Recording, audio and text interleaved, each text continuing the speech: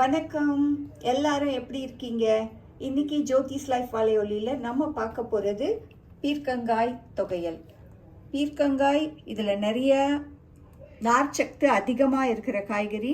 இது கூட இதில் நிறைய தண்ணீர் சத்தும் அதிகமாக இருக்குது. குறிப்பாக என்ன செய்வாங்க, இந்த தோலெல்லாம் நீக்கிட்டு இந்த தோலை தான் தொகையலாக பயன்படுத்துவாங்க. ஆனால் இப்போது நம்ம இந்த முழு காயை போட்டு நம்ம தொகையல் அரைக்க போகிறோம். ஏன்னா தோல் மட்டும் செய்ய முடியாது, தோலில் இருக்கிற உள்ளே இருக்கிறதும் நமக்கு அந்த நார் சத்தும் நமக்கு தேவைப்படுது. எப்படி வேணாலும் செய்யலாம், ஆனால் இன்றைக்கி நான் முழு காய் போட்டு தான் செய்ய போகிறேன். இந்த நரம்பை மட்டும் நீக்கிடலாம், ஏன்னா இது இது சில சமயம் அப்படியே இருக்கும், அதனால் இதை மட்டும் நீக்கிடுவோம்.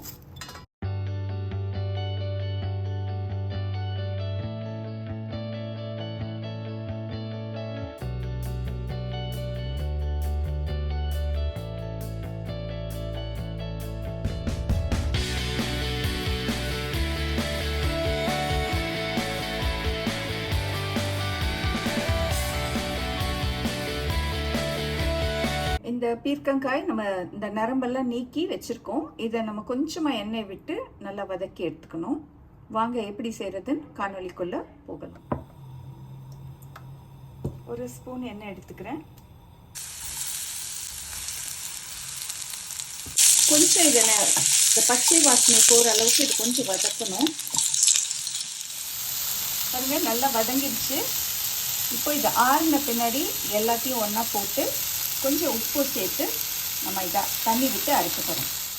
பீர்க்கங்காய் தொகையல் செய்ய தேவையான பொருட்கள்: ஒரு அரை ஸ்பூன் கடலை பருப்பு, ஒரு 2 ஸ்பூன் உளுத்தம் பருப்பு, ஒரு சின்ன உருண்டை புளி, கொஞ்சம் கைப்பிடி அளவு கருவேப்பிலை, காரத்துக்கேற்ப மிளகாய், வரமிளகாய் வறுத்து வச்சுருக்கேன், அப்புறம் 2 ஸ்பூன் தேங்காய்.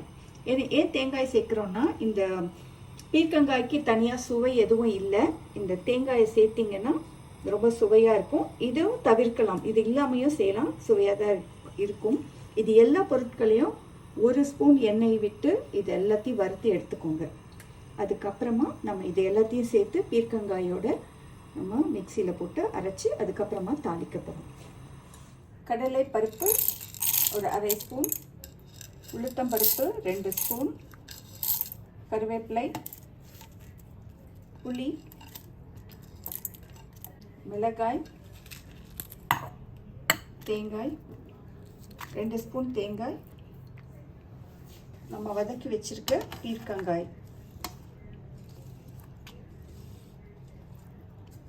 அரை டம்ளர் தண்ணி ஊற்றுறேன், தேவையான அளவு உப்பு,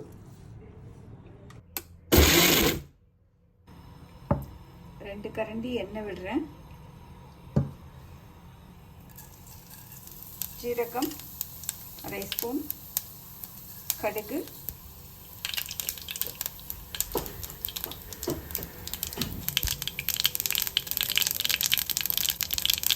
அரைச்சி வச்சிருக்க பீர்க்கங்காய் விழுது,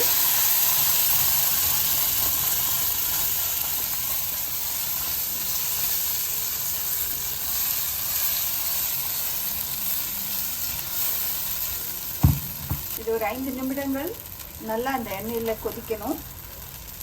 பச்சை வாசனை போகிற வரைக்கும் நல்லா கொதிக்க விட்டுட்டு அதுக்கப்புறமா நம்ம எடுப்போம். நம்ம பீர்க்கங்காய் தொகையல் தயாராகிடுச்சு. இதிலேருந்து ஈரப்பதம் எல்லாம் அந்த எண்ணெயில் போட்டு வறுத்ததில் பாருங்கள், ஈரப்பதம் எல்லாம் விலகி பாருங்கள், இது நல்லா வானலில் ஒட்டாமல் வருது. இந்த நேரத்தில் நம்ம இதை எடுத்துடலாம்.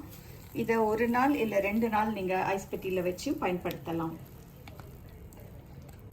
இந்த காணொலி உங்களுக்கு பிடிச்சிருந்தா நீங்கள் என்னுடைய வலையொலியை தொடரலாம். நீங்கள் இந்த காணொலி பார்த்ததற்கு மிக்க நன்றி. வணக்கம்.